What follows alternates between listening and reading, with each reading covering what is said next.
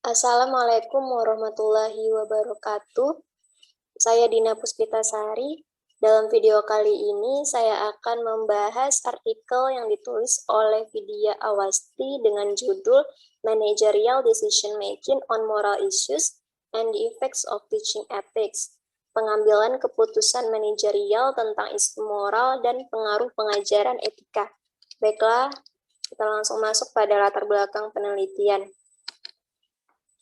Studi ini menggunakan perspektif penilaian dan pengambilan keputusan atau judgment decision making dengan bantuan literatur framing dan skema dari psikologi kognitif untuk mengevaluasi bagaimana manajer berperilaku ketika dihadapkan pada masalah dengan nuansa tidak etis yang disajikan kepada mereka dalam bingkai manajerial, bukan kerangka etika.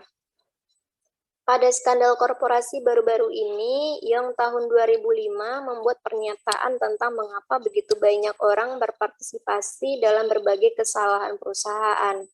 Tinjauan model pengambilan keputusan etis dan manajerial menunjukkan bahwa model ini menangani situasi yang disajikan dalam bingkai yang berbeda. Untuk situasi yang disajikan dalam kerangka etika, tujuannya adalah menemukan keputusan yang benar secara etis. Di sisi lain, ketika disajikan dalam kerangka manajerial, tujuan dalam situasi tersebut adalah untuk menemukan keputusan terbaik bagi manajer dan organisasinya. Selanjutnya, ketika membuat penilaian moral untuk mengevaluasi berbagai alternatif kerangka etika, mengaktifkan skema etika seperti kepentingan pribadi, mempertahankan norma atau pasca konvensional, yang mana ini berbeda dari kerangka manajerial seperti skema rasionalitas ekonomi untuk membuat penilaian manajerial. Manajer membuat keputusan setiap hari menggunakan skema manajerial, termasuk beberapa alternatif yang mungkin memiliki kesan tidak etis, yang mengemukakan bahwa keputusan yang melibatkan masalah moral utama kadang-kadang disajikan kepada manajer sebagai masalah teknis yang harus diselesaikan, yang mengusulkan bahwa dalam skema manajerial, penilaian moral, yaitu benar atau salah dari suatu alternatif, menjadi masukan ke dalam penilaian manajerial atau seberapa baik atau buruk suatu alternatif. Sebagaimana yang telah diuraikan dengan model jalur di bawah, pertimbangan manajerial pada gilirannya menentukan niat manajerial, yaitu apakah keputusan harus dibuat atau tidak. Bagi seorang manajer, penilaian moral tidak secara langsung mempengaruhi niat. Penilaian moral lebih mempengaruhi penilaian manajerial. Model tersebut kemudian diuji dengan menyajikan kasus bisnis kepada mahasiswa pasca sarjana yang usianya rata-rata 30 tahun dan pengalaman kerja rata-rata 6 tahun di kelas akuntansi manajemen. Dalam kasus ini, situasi berkembang dari berada dalam zona abu-abu etis di tahap 1 menjadi keputusan tidak etis di tahap akhir 3. Subjek diminta untuk membuat penilaian etis dan manajerial serta menilai perilaku manajerial. Selanjutnya, tinjauan pustaka, pembingkaian dan efeknya.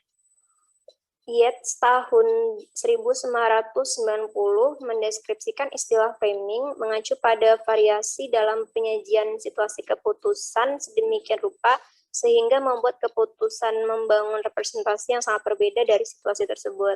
Dalam sebuah studi dengan dokter berpengalaman dan mahasiswa kedokteran, perbedaan yang mencolok diamati dalam pilihan yang dibuat ketika situasi disajikan dalam bingkai positif versus bingkai negatif. Dalam bingkai positif, tujuan pengambilan keputusan adalah untuk meningkatkan jumlah orang yang hidup, sedangkan dalam bingkai negatif tujuannya adalah untuk mengurangi jumlah korban jiwa. Efek pembingkaian tidak terbatas pada pengambilan keputusan. Selanjutnya, Simon dan Hayes tahun 1976 menemukan efek serupa dalam pemecahan masalah.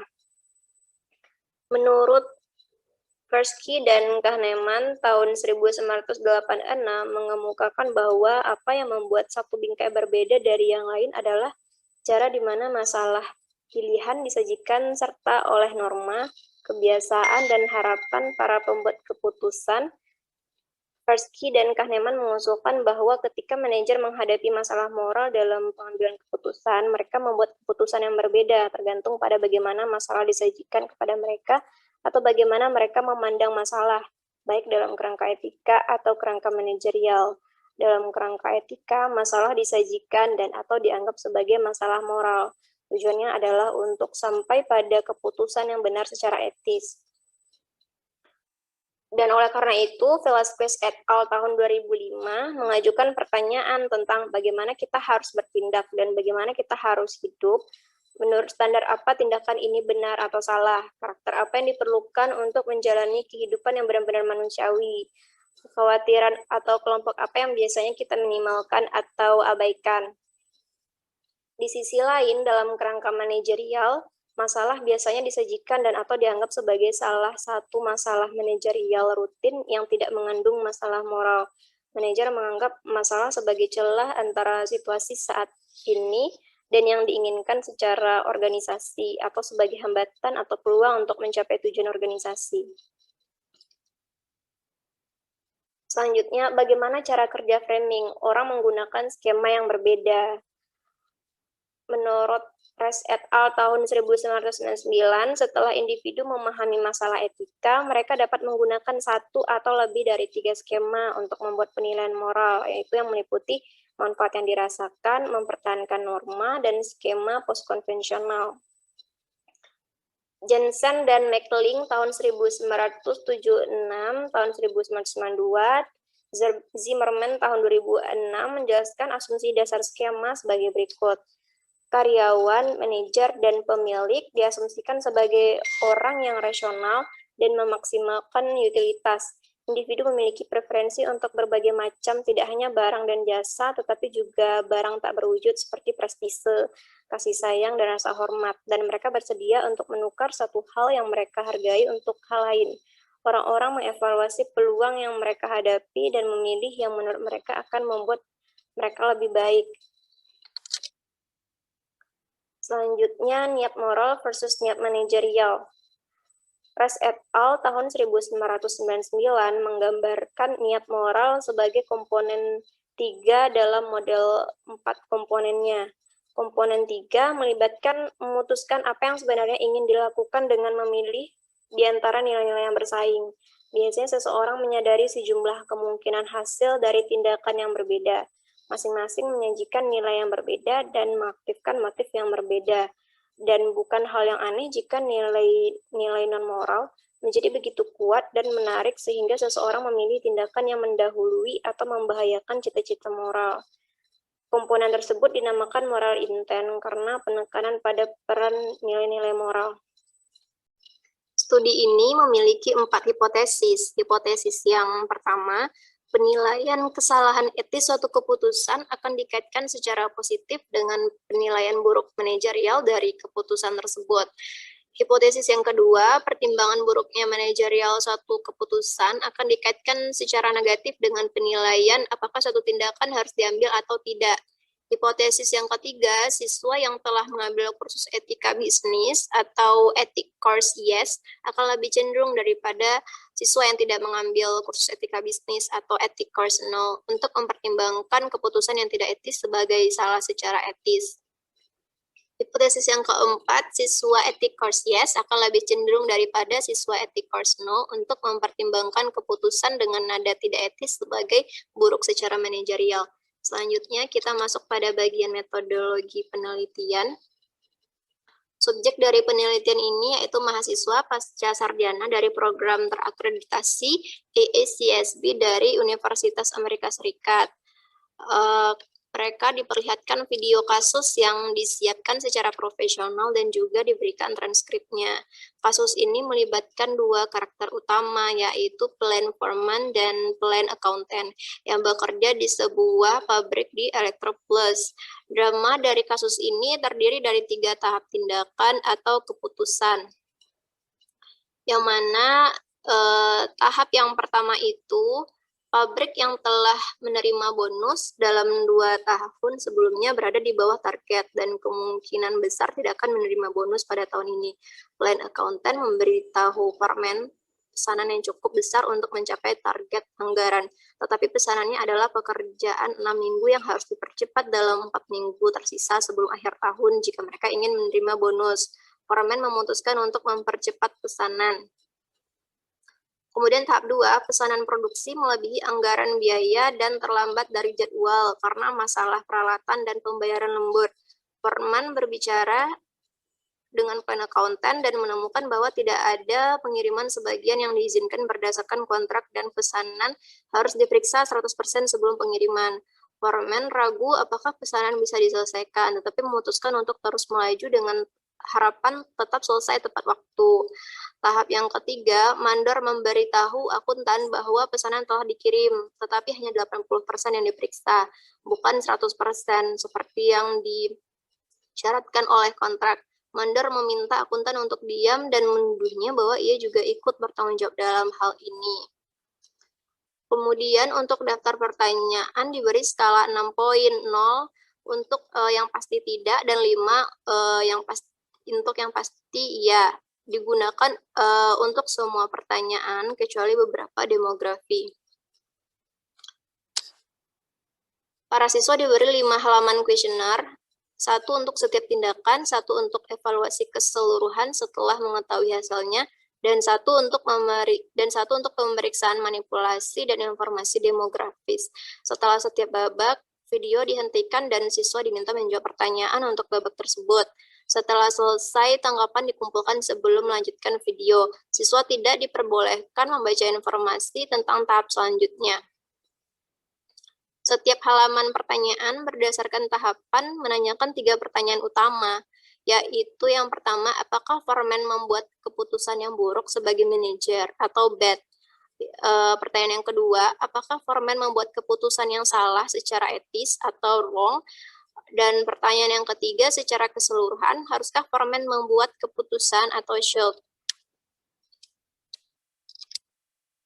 Berikut hasil dan diskusi dalam penelitian ini, yaitu hipotesis yang pertama, itu mengusulkan hubungan positif antara penilaian etis dan manajerial. Salah dan buruk dan masing-masingnya. Analisis menunjukkan bahwa hipotesis didukung pada tahap 2 dan tahap 3, tetapi tidak pada tahap 1. Hipotesis yang kedua mengusulkan hubungan negatif antara penilaian manajerial atau buruk dan niat manajerial atau harus, yaitu semakin tinggi skor buruk, semakin rendah skor harus. Koefisien jalur menunjukkan bahwa hipotesis didukung kuat di semua tahap. Hipotesis yang ketiga mengusulkan hubungan positif antara mengambil kursus etika dan mempertimbangkan keputusan yang secara etis lebih salah. Koefisien jalur menunjukkan bahwa hipotesis tidak didukung di salah satu tahapan. Kemudian hipotesis yang keempat mengusulkan hubungan positif antara mengambil kursus etika dan mempertimbangkan tindakan tidak etis atau tindakan dengan tindakan berlebihan yang tidak etis sebagai manajerial buruk.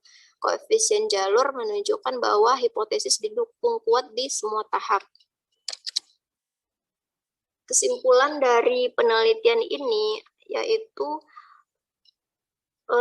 tampak dari hasil bahwa penilaian manajerial memediasi antara pertimbangan moral dan niat manajerial seperti yang disarankan oleh model yang diusulkan. Dalam 2 dari 3 tahap pengambilan keputusan, penilaian moral secara signifikan mempengaruhi penilaian manajerial, yang pada gilirannya secara signifikan mempengaruhi niat manajerial. Lebih lanjut, tampaknya mengambil kursus etika secara langsung mempengaruhi penilaian manajerial, tetapi tidak mempengaruhi penilaian moral. Mereka yang telah mengambil kursus etika lebih cenderung menilai keputusan yang tidak etis secara manajerial lebih buruk daripada yang lain. Selain itu, pada tahap pertama pengambilan keputusan atau tahap awal dari ethical slippery slope yang sedang berkembang, penilaian moral tidak secara signifikan mempengaruhi penilaian manajerial. Namun demikian, siswa yang telah mengambil kursus etika lebih cenderung menilai keputusan tersebut sebagai keputusan yang buruk secara manajerial dibandingkan dengan yang lain. Keterbatasan penelitian. Studi ini memiliki beberapa keterbatasan yang memberikan jalan untuk penelitian lebih lanjut. Studi ini hanya melibatkan satu kasus, oleh karena itu kemampuan generalisasinya terbatas. Model yang diusulkan perlu diuji pada situasi bisnis lainnya. Kedua, keterbatasan yang kedua yaitu siswa mengevaluasi keputusan yang dibuat oleh orang lain. Penilaian mereka dan niat sendiri mungkin berbeda ketika mereka menghadapi situasi yang serupa. Untuk kontribusi penelitian ini, yaitu studi ini berkontribusi pada literatur dalam beberapa cara. Ini memberikan bukti bahwa mengajar kursus etika bisnis mungkin tidak secara langsung mempengaruhi penilaian moral sendiri, tetapi dapat mempengaruhi penilaian manajerial dan niat manajerial dengan cara lain. Pengaruh pengajaran etika bisnis kepada para profesional ini sebagian besar telah diabaikan. Selain itu, penilaian ini menyarankan dan memberikan dukungan untuk model pengambilan keputusan manajerial dari situasi bisnis yang melibatkan masalah etika, tetapi tidak dianggap sebagai masalah moral. Sekian pemaparan artikel terkait managerial decision making on moral issues and the effect of teaching ethics. Apabila ada kekurangan dan kesalahan, saya memohon maaf dan saya ucapkan terima kasih. Assalamualaikum warahmatullahi wabarakatuh.